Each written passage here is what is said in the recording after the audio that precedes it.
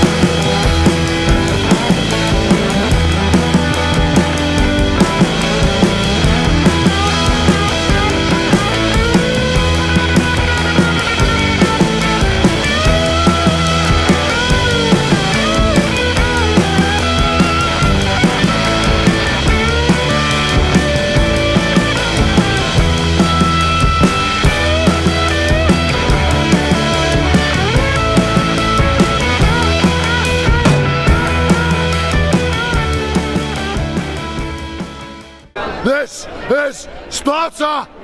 Liverpool, come on! Oh my God, it's Superman! Hello! Hi everybody, thanks for waiting. Sorry for being tardy. There were things that needed to be taken care of.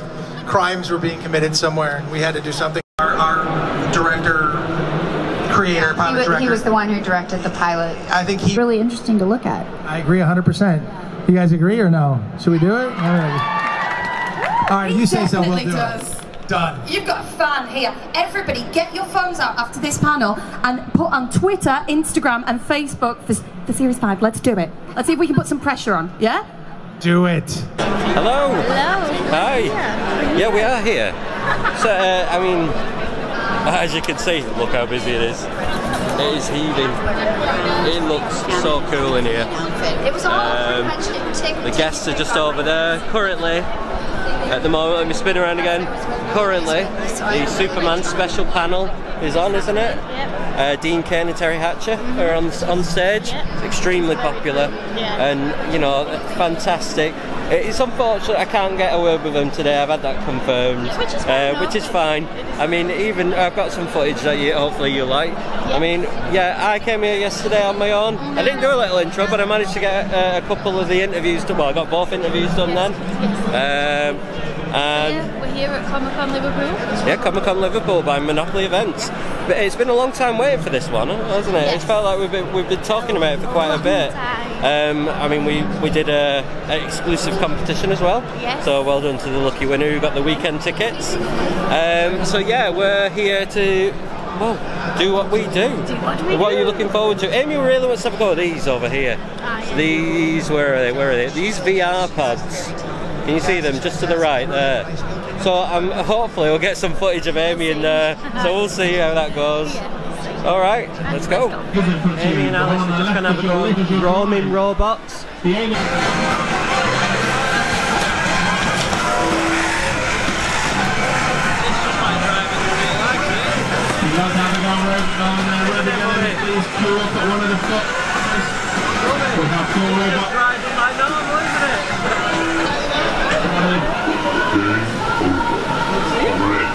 Red, it's a red.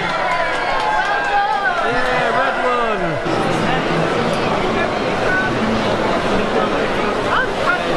Okay, so what do we think so far? It's really elevated. It's really good, isn't it? Yeah. Very, very busy. It's really, really busy. Incredibly busy. Alice is here also. Say hi. Look There's at Harley. that face. There's Harley Quinn. What do you think, Alice? Do you like it? Are you having a good day? What's your favourite bit?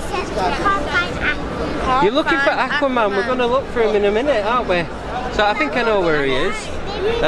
So yeah, it's really good. I mean, there's just a lot of cosplayers. A good atmosphere. There's Harley Quinn bats everywhere. There's Harley Quinns everywhere. You know, and we're having some good fun. Despise the wind. Oh god, yeah, it was windy coming in. It was awful coming in. But you know, everyone that we've been speaking to are loving the event. So definitely, if you've not had a chance to come here, have another look about coming again. And that was Laura. We're joined by a wonderful guest from Comic Con Liverpool here, and I've recently found out a fellow group member. I'm a member of your group. Yeah, Hi, Jeff guys. East. He plays young Clark Kent, Yes. and a number of roles. Huckleberry Finn, Yes. as well. But first of all, I was just speaking to Jeff then about something I've just recently found out, and I'd like to know a bit more about this, if possible. Walt Disney's Wonderful World of Colour. Oh, yeah. I've read as much as it said that it was an anthology series, and it says that you're in a good 5 episodes of that as different characters. I did 3 films for Disney, and they were all on the Wonderful World of Color: Return of the Big Cat, Flight of the Grey Wolf, and The Ghost of Cypress Swamp. Now, Ghost of Cypress Swamp was a special, like a 2-hour movie for television for Disney. It was one of their first formats of that. But it was still on the Wonderful World of Color, which was on every Sunday night on NBC back in the day, back in the 70s and 60s. Wow. And it was great to be a part of that. And I was one of the last contract players at Disney. There was Kurt Russell, there was a lot of them at the time. Jodie Foster was on there, and I was one of the last contract players for Disney, and Wow. I did all those shows for their Wonderful World of Color. It was great. It was right after I did Huckleberry Finn. Right, Hired by okay. Ron Miller and Roy Disney to do their shows. Oh, wow. And I played a lot of crazy characters, like fun characters. You know, the kid in the swamp with his dog, and I had Fly the Great Wolf, which is a story about a kid who raises wolves from a wolf from a puppy, and has to be broken back into the wild. And the whole movie's about that. It was great to work on that film. You know, now that you've told me that, I'm sure I've seen some footage from that. It's a really good film. Frank Zuniga directed it. Roy Disney produced it. Roy Jr. Wow. And it's a very unique film, which is about the relationship between the wolf and one that's raised in captivity. I am positive I have seen footage of that. And me as the person that raised it. So I take it back to the wild, and that's the whole movie. It's just me and the wolf. Wow. It's pretty wild. Literally. It was pretty wild to work on. I worked with 12 wolves on that. And 12 wolves. Yeah, it's fun that you asked me about that. Usually I talk about Superman, but Well, we always like to try and find something a bit more. I mean, obviously, leading on to that, I'll tell you what, I'll ask you about Huck Finn. it's funny. My wife's a fan of the Wonderful World of Color, and she's from France, and she saw The Ghost of Cypress Swamp and became a big fan of mine from that, and that's how we met eventually. She hunted me down. She looked me up for a society that she was involved with, a charity out of France, and came to the United States looking for me because of Ghost of Cypress Swamp. She said, I wanted to meet somebody like you. And I thought, from that movie? No kidding. And that's funny, but Huck Finn spawned me to be on Disney. Right. From being Huckleberry Finn. Disney did not do that. That was United Artists and Reader's Digest. But I got the opportunity to work for Disney because of Huckleberry Finn. And how was that filming? Because it was both Huckleberry Finn and Tom Sawyer, wasn't it? Tom Sawyer was my first film. Right. And I was very excited. I'd never done a film before. How old were you? 14. 14. Yeah. And I went down and auditioned with everyone else. It was a general audition. And they just saw something in me that just reeked of Huckleberry Finn, I guess. And I ended up testing with Jodie Foster and Johnny Whitaker out in California. And he was testing for Tom, and she was testing for Becky, and all three of us got the roles at the same time. Oh, wow. Yeah, that was one of her first films, too. Oh. Yeah, Jodie Foster. Oh. Believe it or not. It was Jodie, myself, and Johnny Whitaker who played Tom.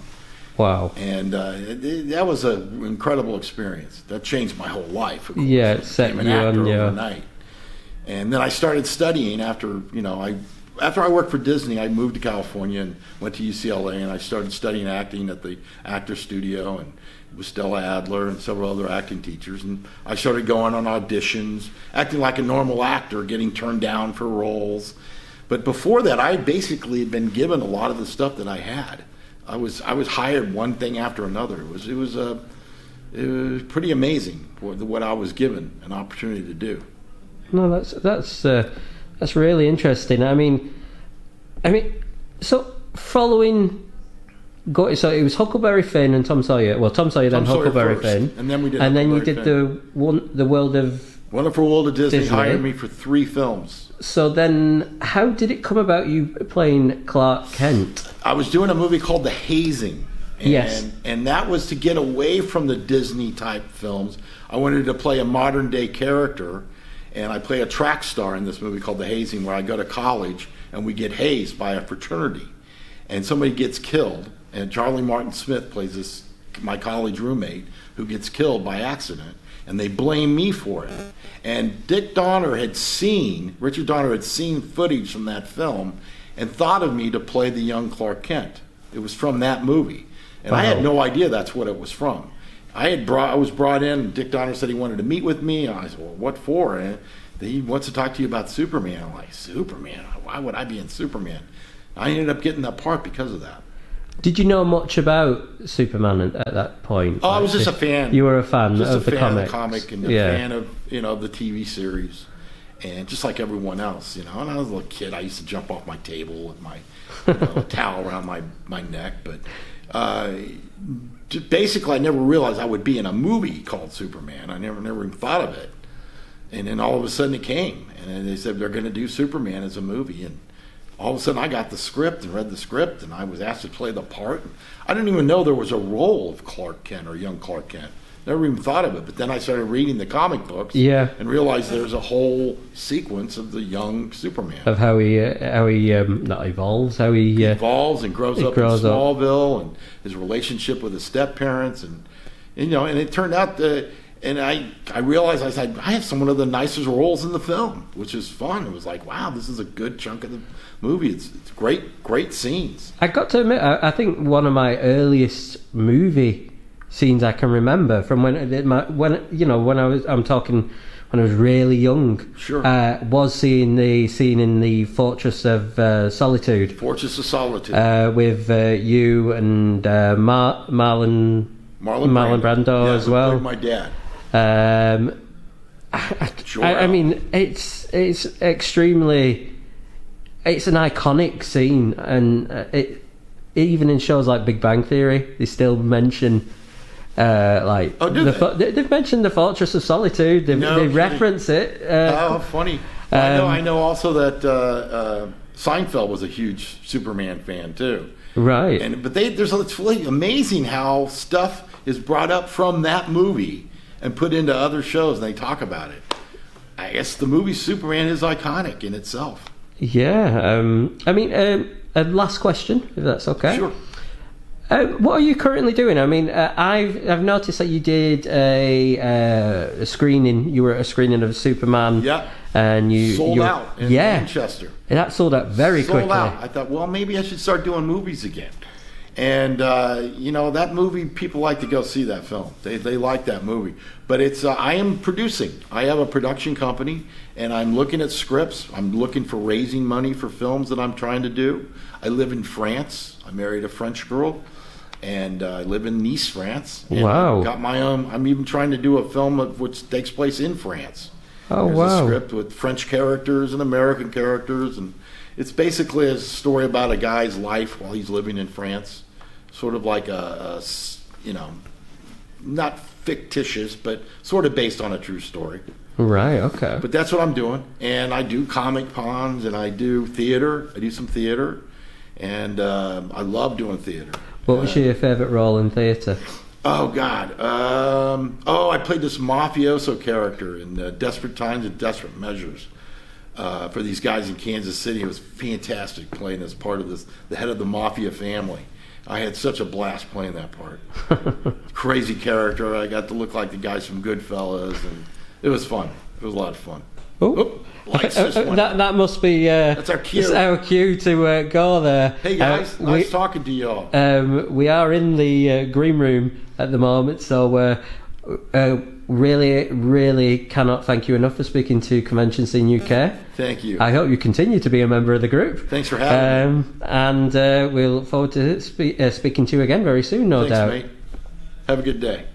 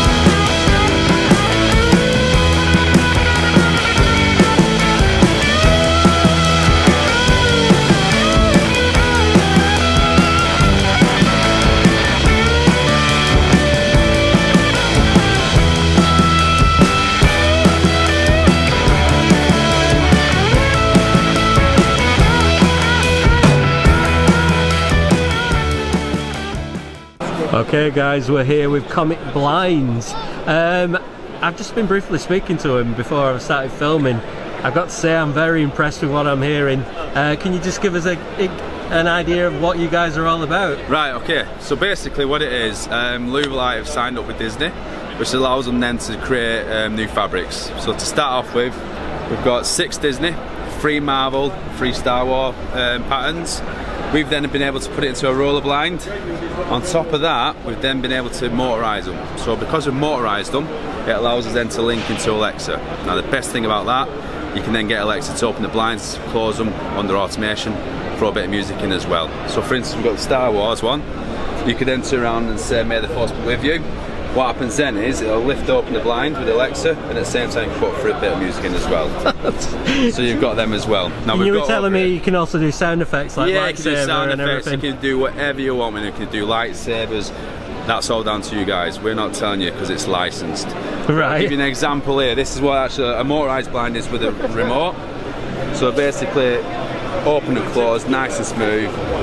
But again, if you link it up with Alexa and the hub, so this is a hub what we've got. This is a Louisville hub, and you've got the Alexa. You link them two up together. This is the one that does everything for you. So this links all your house up with an app, so you can then link it up. So we've got guys who you can go on your phone, click on, open bedroom, open kitchen, and it'll open the blinds.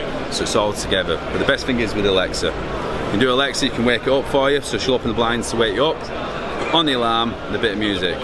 With the lights, yes, with the Force be with you. The response we've had is pretty phenomenal because we can also do anything with it. We can look, because we get the fabric in 2-metre lengths, we can put it on your wall.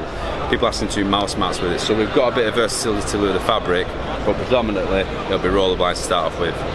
With the license as well, with Louisville, who are the main guys who've dealt with Disney, the fabrics at the moment is 6 Disney, like we said, 3 Marvel and 3 Star Wars. Every 3 to 6 months after that, it'll start releasing more stuff in as well, more blinds, more companies. So with obviously the new films what are coming out, that's when we're going to get more fabrics. Best thing to do is comicblinds.com, go on there, link in, get yourself involved, and then we'll always let you know when new fabric's coming out. I could see one being quite popular. Could you do it like, initiate it with like, say a Thanos snap, click of the fingers do anything. You can put any sound effects to it. So if you, wherever your imagination works, you can do it. Okay. So, yeah. The possibilities are endless. Yeah, with it being a smart house as well, you could have it where the red lights start flashing and a warning for the morning alarm clock to wake you up. You can have Darth Vader breathing in the background as the blind opens up. Best way to wake you up is to get scared in it, so you can have that. You can do it with the assemble as well.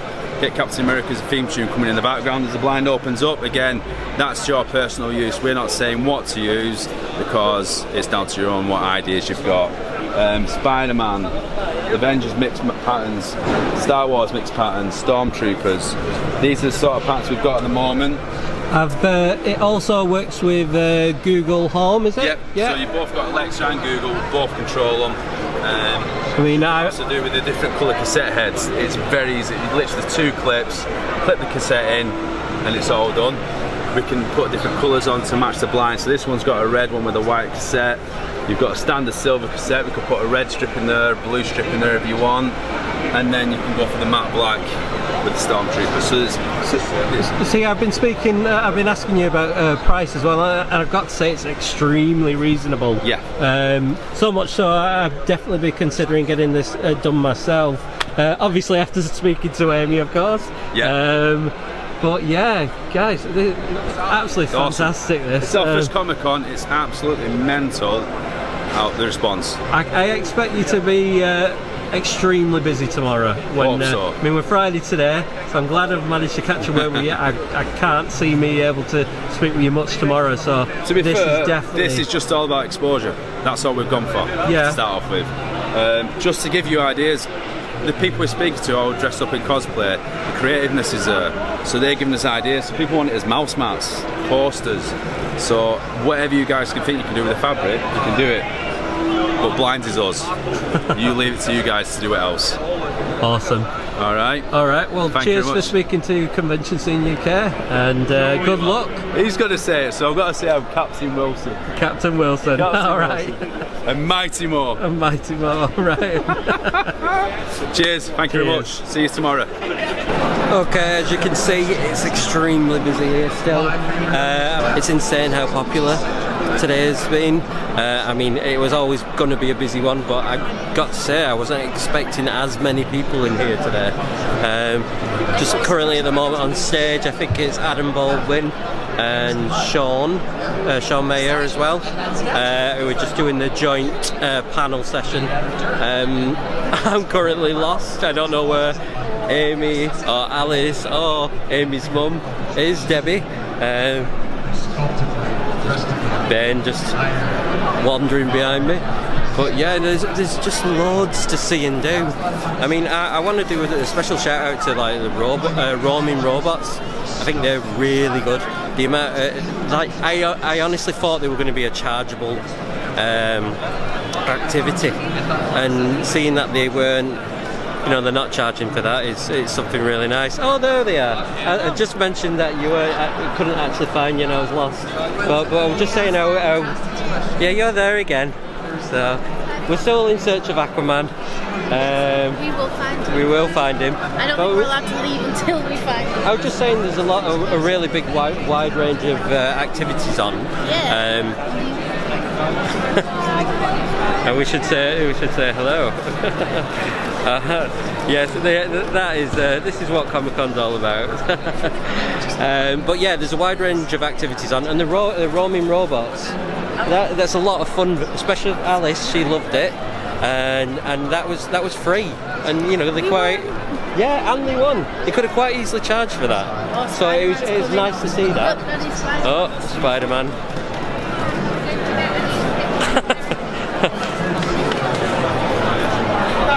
Mr. Stark. So you can see it's a busy day. It's a busy day. Hi YouTube.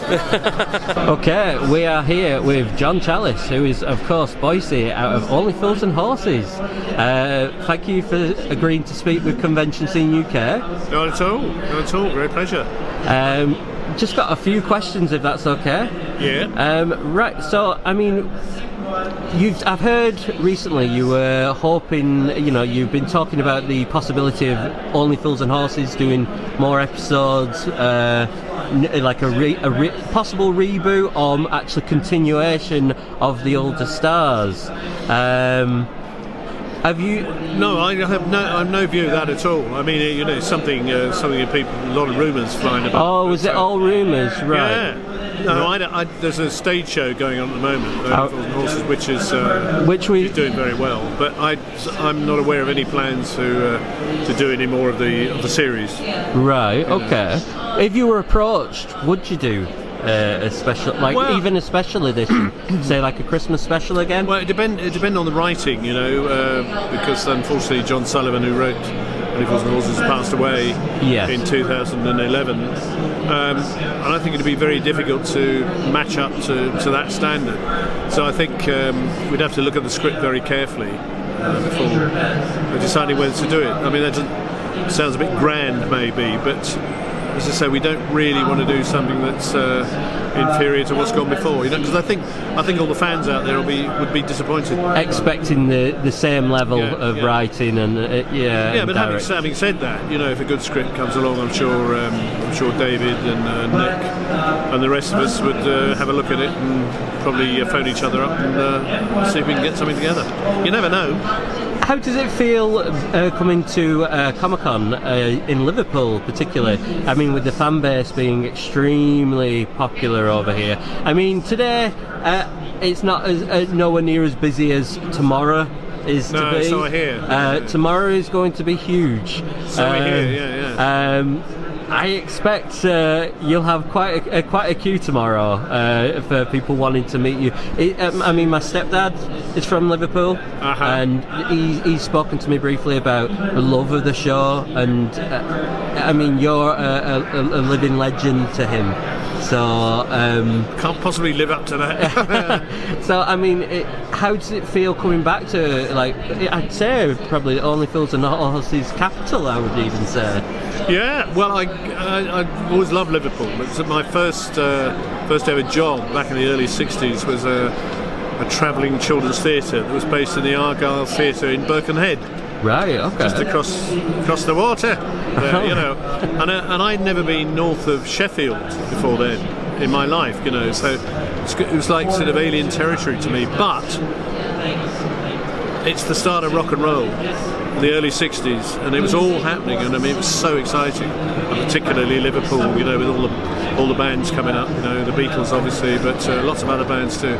So it's a very exciting place to be in. Right. So I've always had that feeling for it. I did an Alan Bleasdale play here called Down the Dock Road many years ago, which they recently rehashed with Les Dennis. Okay. And they asked me to come along as part of the original cast to see it, and I saw it. It brought a lot of memories back, and I don't know. It's just, I've always had great times here, you know, so I look forward to it. It's got a great history, you know, and the stuff that's been built in the last 6, 7, 8 years. I mean, it's just amazing. The rejuvenation of Liverpool is astounding. I mean, I'm a Manchester United fan, but I know I should have whistled keep a low that. profile. Yeah, but Liverpool, I love it. I think it's I know it's a great city. I think the it's a great history city. of it, and I love Liverpool. Yeah. Final question, if that's okay. Out of all your years on Only Fools and Horses, is there a particular moment that stands out for you that was before that just stays with you in your head as like the truly happy? Well, I was thinking about this when I was writing my autobiography, which happens to be on sale here. By the way, yes, I'll just get a quick glance at that. Quick glance at that. Yeah, a quick glance, and I'll make sure I'll pop the details in 2 parts. In 2 parts, okay. Boise and Beyond, and being Boise. Yeah. But yes, I was thinking about these things, and of course, I mean, they're very important. It changed all our lives. You know, everybody in that show's life was changed by the success of the series, for which, of course, we have to thank people for turning their tellies on. You know, there's great love for the show out there still, and it's never really been off since we finished. You know, it's on gold practically every day.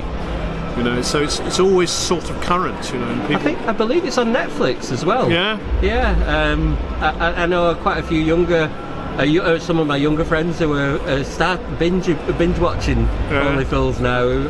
I mean, after recommendations, I mean, I'll be honest, I was late. Well, I say late starting to it. I started watching it when I was about 20, and I just couldn't believe. I couldn't stop laughing at it, and it's still to this day one of my favourites. I know it is absolutely amazing, and each generation picks up on it. And little kids, you know, get on to it, and they love the theme tune and all the stories and all the characters. It's just amazing. It's phenomenal, really. I've got so many memories of it. I think I do a one-man show, you know, and I talk about those days, you know, and I think about particularly Roger Lloyd Pack and Kenny MacDonald, neither of whom are with us anymore, which I just can't believe, you know. We're all sort of contemporaries to a certain extent. I just remember just times we had, you know, there was a time when we were filming and a member of the crew turned up a bit late and he flung open the tailgate of his car and he had Eric Clapton singing Lay Down Sally playing. And the three of us were just around and we went into a sort of immediate sort of air guitar thing, doing the Shadows Walk, you know, and all this, and it just sort of worked out so well. And all the crew gathered round, and at the end of it, we got a big round of applause. You know, we all took a bow, and it was just a magic moment, you know. And as I've described it, it was probably the super group that never happened. But you know, I think about those guys and all the fun we had over the years. It's things like that, you know. That really lives with you forever. Yeah. Always remember it, yeah. And with Paul Barber, who played Denzel, and I don't know, again, we were filming somewhere, and again, it's all to do with music, you see. We had the Beach Boys playing in the back, and we just started singing away to California Girls or something. We got to this roundabout, there wasn't much traffic, and we just went round and round and round until the music had stopped. And sort of drove on, and we saw this copper going... Look at it, you know, it's just those, you know, it's just crazy moments, I think. But it was a great team, you know. It had to be a great team. It was a great piece of ensemble acting, you know, when we were all in the Nag's Head and so on. And as I say, it changed all our lives. So what's not to like? No. Well, thank you for speaking to Convention Scene UK today. I really appreciate it. And from what, like I said, we do cover a lot of conventions, and I've seen you pop up a few times. So hopefully I'll get to bump into you and have a quick chat with you another day. Right, look forward to it. Thank you very much. Cheers. Hi, I'm Challis, Spencer Wilding restorer. He played Darth Vader. Follow Convention Scene for all the latest. So it's been a week. It's been a week since we've been to Comic Con Liverpool. Sorry about this. I mean, like I spoke to you guys. I messaged in the group saying, you know, I've not been very well. So I'm really sorry about that. And life happens. And if you aren't part of the group, I'm very sorry that if you've missed that. It just got in the way, and it was too much to push it to get it out for Tuesday and Wednesday. You know. You know what this man flu's like. I'm winding you up. So, yes, thank you. Okay. Thank you. Obviously, you only saw that by looking at the screen, because if you were looking at the camera, you wouldn't see that. No, you can see the right, let's move on quickly before the sun goes down, because the lighting in here is awful. I think this is the first time we've ever done it, like, videoed in the day. Okay, so what did we think of Comic Con Liverpool? It was very good. Very, very good. I mean, we were... You know, we had high hopes for it, with it being, with all the reviews that came from last year. Everyone was extremely happy with them taking over MCM. Yeah. You know, it was a big job to fill. Still don't get why MCM dropped it, because there's a big audience, so they're just waiting to be. You know, already used to Comic Cons, and there was, you know, it was there ready for the taking. And I think Comic Con Liverpool have done that. I think they've done a good job at expanding on what they did last year. From what I've seen of last year, we didn't go last year. So this was our first year. Going. Yeah. So I mean, we got to meet a lot of you guys again. Yes. Loads of you guys. You're everywhere now. What? Yeah. So it was great meeting you guys.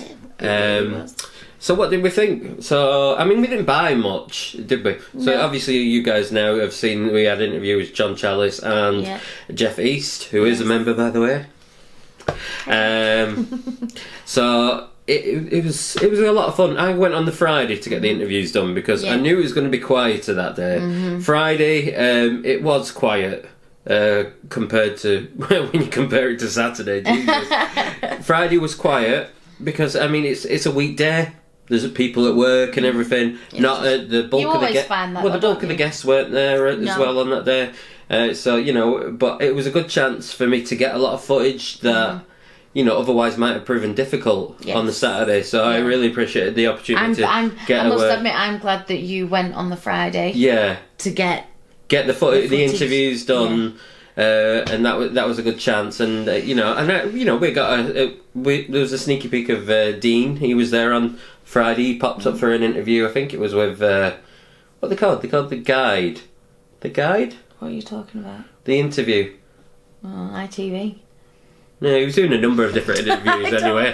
But yeah, we got a bit of footage of him. We weren't allowed to interview Terry or Dean, which was expected. We expected that. You know, the big names. So that's not a problem. We'll just keep trying bringing you the best names we can. And John and Jeff East, they were very interesting people. I really enjoyed interviewing them. Good. I felt like I got a lot. You know, they were telling me some stories. I thought they were really interesting, both of them. And the World of Colour, I think it was Disney's World of Colour, when Jeff East was going into detail of what that was all about. And you know, it was nice to hear. And John going on about his days, you know, his memories of you know, that just stay with him forever, of his friends when he was filming Only Fools and Horses. It was nice to see that, to hear that. Sorry, not hear to see that. But yeah, Comic Con Liverpool. It felt like there was a lot of things to do. I went in there. And I was like, oh, it's not as big as I thought. It is. It is. It's just, massive. I think you can't see half of it when you walk in. The venue is very well sized. Yeah, I mean, they got an overall panning shot of you know, the whole con. And it was huge. It's huge. But they had a lot of variety of things. I loved roaming robots. Yeah, so did Alice. Yeah, and it was free. It was free. They could have charged easily, at least. At least they could have. I mean, they could have charged £1 if they wanted to. People would have paid it, but they were just quite happily. You know, you just got to go on it for free. Yeah. And Alice once she was with a little bit of help from Amy, but you know, they were really good. You know, and it was good. I love Robot Wars. I used to always. I always watched it. What else? We didn't get a chance to go on the VR seats in them, but it was very big, and you did see a bit of footage from there, and you know, they seem pretty cool. I'm absolutely gutted I didn't get to go. Like, I've never tried VR, and I really you wanted to try a controlled VR because you sat down and you can't fall on your ass. That's why you wanted to have a go. Maybe next time. The panels, they were awesome. Yeah, the Superman panel. Very interesting. You could see all the guests there as well. I always like that because I really dislike it when guests are closed off, and you know, it's where they close them off, the bigger guests, and you can't even get. I don't understand why. Well, I'm not being funny. If I was Jason Momoa, I would like to be closed off. Well, no, you're closed off, but I mean, I think it's nice that you get to see him. You know, I like to from a distance. If you're not meeting him, it's nice. Like, it's nice. Oh, he's there. Oh my goodness, because that's a good feeling. Yeah, that's good on its own. I was a bit like that with Eric Roberts. When I saw Eric Roberts, I was a bit like, oh. Yeah, Eric. I heard he was pretty crazy, wonderful guy though. We never got to meet him. But you know, it is what it is. It was a really, really enjoyable event. Yeah, it was. There's a couple of negatives, but it wasn't really the event. No. It was sort of stuff that we've run into before. I mean, Jesus, how expensive was the food there? Oh my God. Yeah. It was so expensive to eat there. Yeah. I mean, we expect that though. Yeah. Every place we go to, you know, Olympia as well. That is a really expensive place. You expect to pay these prices, but it still blows your mind a bit, doesn't it? Yeah. I mean, and the Okay, yeah. Like with think of how expensive the food was mixed with the 6 tables that they had. Yeah, this is the thing. I mean, everyone. They needed more. They had very few tables out for people and chairs to eat. Which again, nothing against the organisers. That isn't the organisers. That is the venue. That's the venue, and it still baffles me. Like I've just paid £25 for 4 chips. No, 3 chips, 3 portions of chips, and a sandwich, and 3 drinks. 3 drinks. £25, and then to not even have somewhere to sit. Yeah. No, but managed to get a good view from up at the top with it. Yeah. You know, and that was the other thing that really bugged us a bit, and it still bugs me about that with every con. Yeah, every bigger con, you pay a lot of money for food, and it really, really bugs me that. And such lack of seating everywhere. But to be honest, the venue is so centrally located. If you did want to go outside, you could walk 10 minutes up the road, and McDonald's and everything was up there. It was so windy, and we wanted to get all the filming done, so we decided just to bite the bullet. Pay it, and there we go. And you know, but and earlier in the day I got 2 coffees and I got Alice some chocolate, and it was £8 something. Really? For them coffees you got? Yeah. Oh, you didn't tell me that. Yeah, good reason. Right, okay. But yeah, that's the only negative that really it just annoys us. It's a general and it annoys me with every event that I've been to. It's not just Comic Cons. No. Every venue really takes the but they really do. Yeah, so there you go. But I really liked the space in the middle. Like, so you had the vendors on one side, which on the Saturday was quite busy, and it was quite busy. Saturday was heaving. No, we could move. You weren't there when Alice was there going, Mommy! We could like move. That. She couldn't see anything apart from people's legs. That was at the trader area. There was a lot. It was very difficult to get through the traders. She got a bit flustered. The trading area, where all the it was quite difficult to get through them.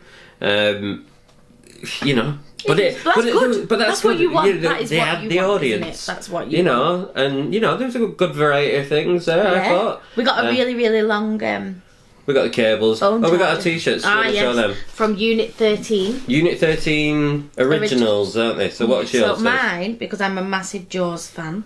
I don't know if you can see that. Can you see it? What's it say on yours? I can't remember. Quint, Brody and Hooper. Amity Island, 1975. Yeah. Yeah? I love it. And I've been after this for ages. Sorry, they've just been washed, so they've not been ironed. So I've been after one of these for ages because I spotted his stand a while ago. Isla Nublar? Is it? Yeah. So Isla Nublar. So the genetics lab in Jurassic Park. So I thought that was pretty cool. And we've had some quite positive comments about them when we wore them out. So yeah. Thank you very much. So yeah, they were really cool. And as you see, Warren got footage of a comic blinds. Yeah, that was on the Friday. Luckily, I got to speak to them on the Friday. Have a look. But this is another reason why I enjoy going on the Friday. It gave me a chance to have a proper chat with people. I can't. Is that actually going to do the right way? There we go. Yeah, anyway, it's Captain Wilson, he was called, but that's comic blinds. I'm going to be. They said they'll do a deal for members as well, so I'm going to message him. Keep an eye out. He said they'll do a discount for, but they were ace. How you could get Alexa to do everything, to get him to There was this one guy. One of the guys had sorted it out for his wife, saying cue sexy time, and his blind came down. He showed me the video of it. His blind came down and it started playing Barry Manilow music, and it was fantastic. I don't think it worked, he said, but from what he said. But no, it was fantastic. The variety of stuff, and their official, they got the official, what's the word, copyright to use them. Yeah, the permissions. And they've got all kinds of different like Pixar and everything, and Star Wars. So cool. Yeah, so the blinds were fantastic. I loved how they could work with Alexa and Google Home as well. He told me, and other variants. No, I think it was just them two. Was it? Yeah. But it was a good price as well. Yeah. So take a look at them. We'll pop the link in the description below. When we win the lottery, our house will be full. Well, to be honest, like I said, I mean, there was a setup even for like getting this room done. I think it was only going to cost about. People can't see that window. So like, there's one room here, one window here, and for a blind and the home hub thing. I think it was. I can't remember what it was called, but that was the hub was £100. That was the expensive part. But then when you wanted to swap blinds or get different ones, they varied from like. I think from 30 quid the cheapest one. That's good. That's really good. You could switch them and like you could put lights in them. So I thought it was really good. Yeah. So it's a brilliant idea. It was endless possibilities with them. So I'll be in contact with them. See if I can get that exclusive group discount because they have said they'll do that for us. So I'll get in contact with them. What else? Cosplayers. They were fantastic. Wow. They were really good. There were loads of you. Yeah. There were loads of you. And which was good. I mean, it was giving us some ideas for when we go to Manchester. Yeah. You know, we're having a look at that. We've spoken to a few of you now, and you guys are going to help us out. So we appreciate that. Oh, I can't wait to try and get interviews with people at Manchester. I always like with Monopoly events how you can purchase your autograph beforehand. I think that makes it a lot smoother. Because I don't like legging it to get a VQ ticket. I hate doing that. I love being able to pre-purchase an autograph, knowing that I'll get that autograph. And, you're definitely getting that autograph. And you don't have to worry about, say, like, getting, like, I don't know. Like, you can only guarantee them with other, like, Showmasters, for instance, there's a diamond pass. Yes. And, what if I don't want the photo op, I just want the autograph? Yeah. So it's good to guarantee your autograph, and you're not paying any more for it. No, and, it's good. I like it. And you get priority to queue up. So I think it's like from 9 till 12.